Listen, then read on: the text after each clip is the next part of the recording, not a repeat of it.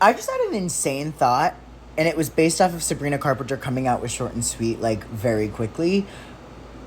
What is the level of difference between an artist coming out with an album, let's say just like it happens to be a fluke, where they happen to do three in a row, 3 years in a row, right?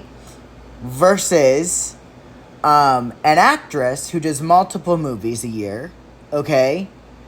Versus an author who writes books three in a year. Because I just saw that, like, because I'm reading The Hunger Games, and I was like, when did they all come out? One after the other, one every year. And my favorite series, The Inheritance Games, also does that. And each one is solid. And, like, say what you want about, Sabrina Carpenter's last three albums. I think they are each individually incredible. And Man's Best Friend is, I genuinely think, Sabrina's best album. And that comes from someone who's literally known her forever. But that being said, like, where's that level of difference? People are like, oh, I was sad that it was over, the era's done, like, whatever. Like, you still have the music, you can still listen into it. I do understand the aspect of an era, because I do feel like we are missing that. You know what I mean? But what I will say is that I don't think Sabrina is the one to be talking about this discussion with. That because Sabrina did do a short and sweet, like, era. Everything was reflected. It was espresso, and it was nonsense from emails I can't send still, and it was all of this stuff, right? Bedcamp, Juno, the house set, that tour, which is still going on, by the way. Like, it's not done. So the there is not necessarily done.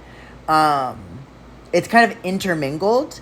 I'm interested to see how the second leg goes of the tour, just to see if she adds anything, because I'm dying to see her, but I want to see a Man's Best Friend tour. But also, like, the album is called Short and Sweet, so, like, I think it's funny that this is the conversation we're having about an album literally called Short and Sweet. Like, hi, there's the bullseye, you missed the mark. Like, I don't think we're getting it.